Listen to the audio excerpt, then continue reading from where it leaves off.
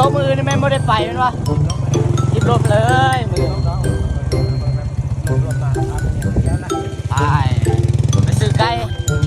เฮ้ยเยอะไก่เฮ้ยซื้อไก่ซื้อไก่เฮ้ยไปเอาไก่ลาดนะเอาไก่ผู้ไปเอาไข่น้ำวะเอาไข่เปล่าแล้วไข่ยังไข่ลูกเขยไข่มามาไปซื้อไก่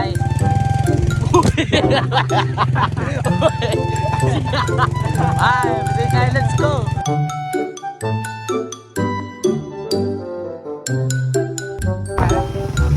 ไปนอนเต็มถัง200,000คนเด็ดไม่หนักฟ้านะขับสองเก้าเลย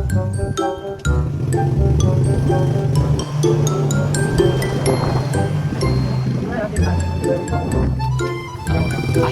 ตีต่อไปตีต่อตีต่อมีอะไรไหมไปตีต่อไปเดินหลังต่อเดินหลังเลย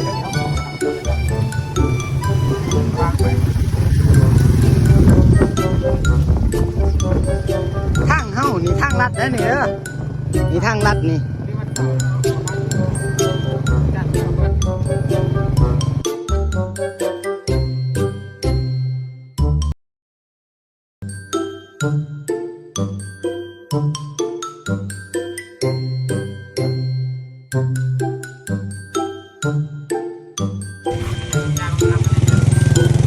ผู้ชายนะว่าเจ้ามานับคะแนน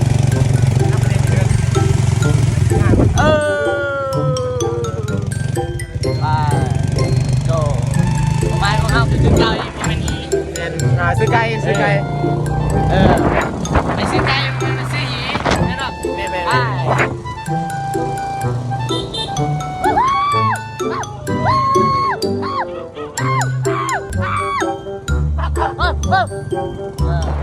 ขนาดไม้กันเลยซับไหนแล้ว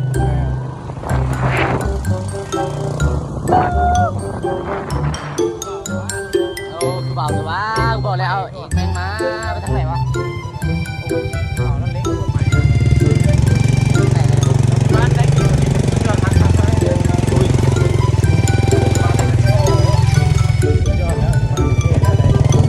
แล้วเรื่องขันมากเนาะแต่ละสัตว์เนาะแล้วเรื่องขันเลยแต่สีสันสีดอกสวยโอ้โห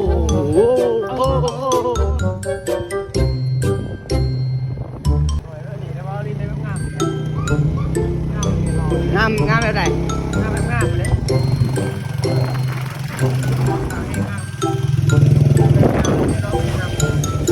เดี๋ยวน้องมาดิโอ้โหเธองามไม่ดีวะ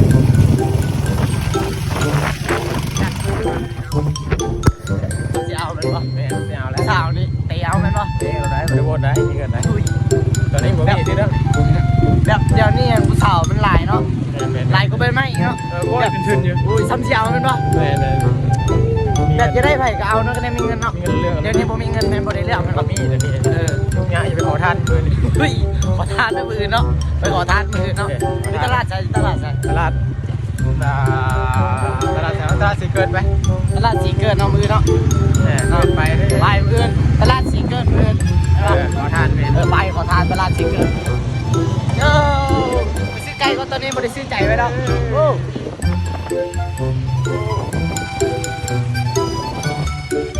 ไปซื้อไก่ตอนนี้มีเงินเดียวไว้ตัวสาวรู้สึกเสียวเดี๋ยวเอารถไปเขี่ยก็ได้นะโอ้ทางซื้อไก่นี่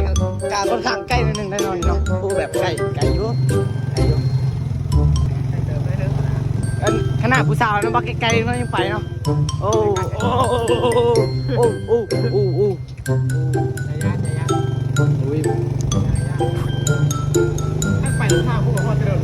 อีหลีได้แบบมังงานลำบากอีหลีได้แน่เลยดิบ้าสูงกว่าเลยสบายดีเว้ยมานุ่งเสือเลยตะไลเลยเนาะมันแบบทหารนั่นไหลเลยเมื่อกี้ดูมุกคือกันละโอ้น่าจะฮอดแล้วกินง่าย นี่โมเมนต์ทางเงินไอ้นะวะเอเวอเรสต์อันนี้วะโมเมนต์เนาะคือกูต้องเชื่อนะว่ามึงไปทางนั้นนะเมื่อกี้นะโมเมนต์วะเชียร์แล้วอุ้ย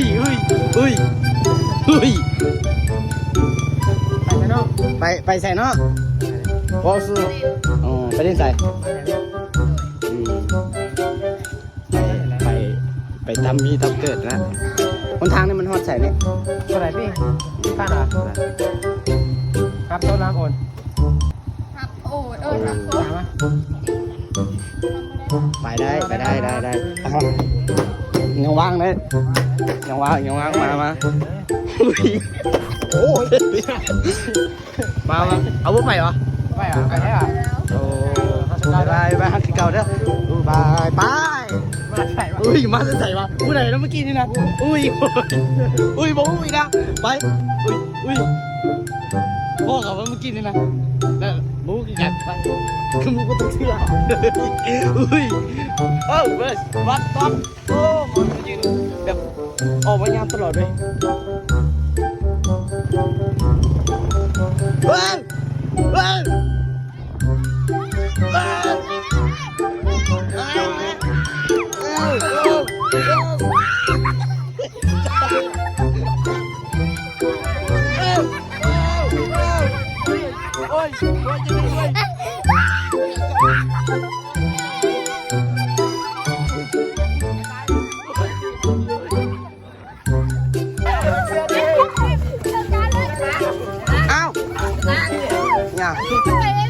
ไปไงไปแล้วก็รับ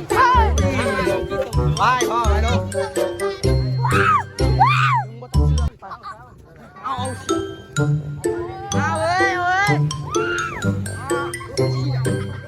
ว่าแล้วไม่ต้องมาจับ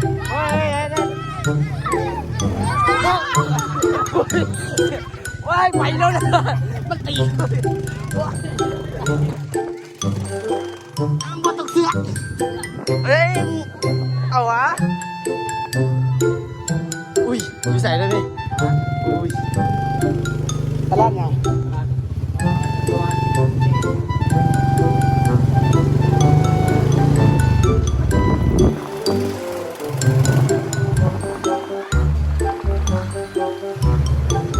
ไปทำไมบ่น้องไปทำไมบ่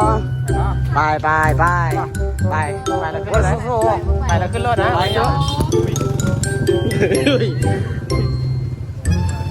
อุ้ยอันนี้มันใหม่เอามันไปเอามันไปเอาดีวะบอกไป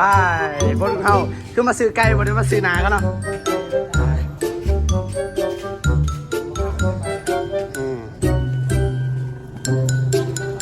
พี่ได้ซ้ายทางนี้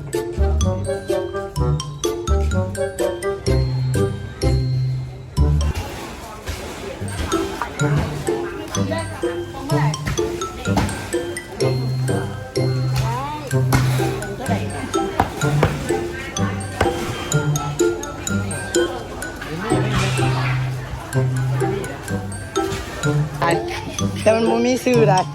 ตัวนี้ซื้ออย่างนี้บอกได้ไก่ซื้อตัวนี้ตัวใดซื้อตัวนี้ตัวนี้มีไก่ซื้อตัวนี้บ่ไว้ได้บ่เขาไก่ไปไหนไก่ไว้อะก็พักไปครับซื้อแล้วอันนี้นี่ไอ้ไซตัวนี้ไอ้ไซอันตัวนี้นะเอาไงหน่อยเอาไว้ได้ไหมได้ตัวไหนแบบไหนเอาไว้ไก่ไว้นะ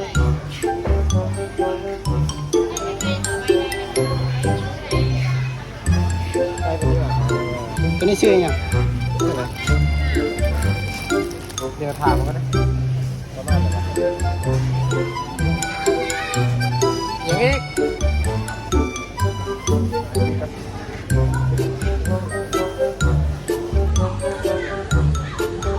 อุ้ย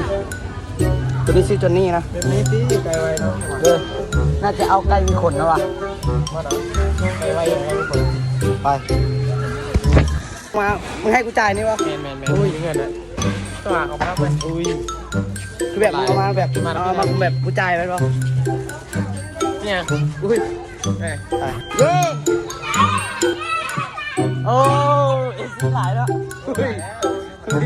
เอฟซีคนหลายเว้ยเย้คำสั่งประมาณนี้ไอ้ต้อ เพื่อนไหนนี่จับไก่ก่อน ไม่อยากโค้งเนี่ยไม่อยากโค้งมาได้ได้ได้คนดีวงสวยมากเลยเอาไหมเย้วงแล้วเย้ได้ไหมใกล้แล้วใกล้แล้วก็เมื่อวันนี้เนาะมาซื้อใกล้แล้วก็แล้วเสียเลย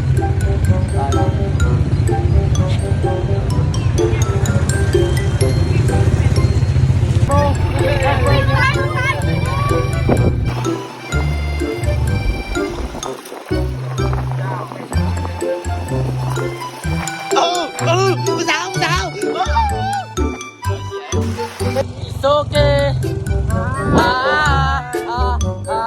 โซเกว้าวเอางงเลยลักษณะเรากันคือสิแบบสเก็ตแล้วด้วยใช่โอ้ยเบิ่งแต่เขาครับมึงหน้าตามึงด้วย หน้าตารอ โอ้ย ไปน้องยายไปน้องยาย ไปน้องวาน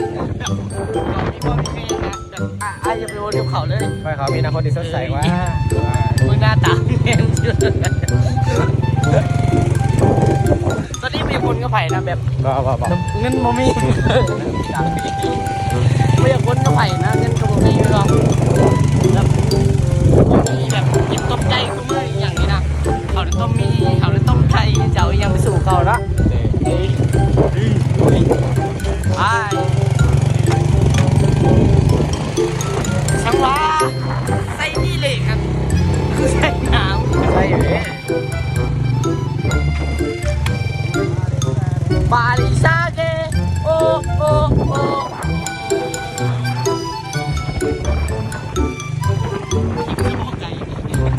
ง่ายเมื่อกี้นี่ก็ไปมาคนลำบากกันวะ ก็ระวังไปแล้วนะ ทางง่ายเมื่อกี้นี่มาไปแล้ววะป้อโอ้อุ้ยป้อโอ้ยแบบธรรมชาติวะน้ำมีหนอมได้เวลาไฟล่มลงไปหนึ่งน้ำตาก็มีได้ป่าแล้วเขาไม่ได้มีใจหัวมึงดอก เป็นเด็กเป็นแบบนี้ไป พาลงหนองลงหนองนี่วะป้อทางเมื่อกี้นี่นะบอกง่ายนี่แหละป้อไหวแน่นอนนั่นดอก นี่แหละแล้ววันนี้มีบางคนเขา เลยอย่าไปแต่ทางย่างๆเลยปะป้อ ไปทางงานก็ทีนี้มีเขาง่ายเว้ยถ้าตายไปก็มีประโยชน์ดอกที่ อุ้ย อ้าวว่า อุ้ยอุ้ยเอาเลยวะเอาอะไรเลยอะไรเลยเอาเลยเอาเลยบอก เปิดว่าเปิดว่า เปิดบอกไปเปิดเลยไปมันโม่เอาเลยเมื่อกี้เราเสียได้มันเสียสักสี โอ้เจอแกไปโอ้ เอาตัวเองสู้รอดได้ไหมไปเป็นไงเนาะ มีเมียปล่อยเขาเกิดไหมอยากให้เขาไปไหนนะ เขาลูกเขามีลูกมีเมียแล้วเขาสร้างครอบครัวอะไร ไอ้นะเดี๋ยวลูกมีพ่อ แบบเขาจะเฮ็ดลูกแล้วเขาต้องไปวนลูกเขาเลยกันบอก โอ้ย แต่มันต้องไปเห่าเดี๋ยวมึงเสือกไปเมื่อกี้ ปล่อยไปแบบได้ยังวะให้แบบให้เด็กมันห้าวไปก่อน เอาเลยไป เอาเลยเสียงอะไรได้เนี่ยเอาไปเลยเอาไปเลย เลยเมียนเลยไป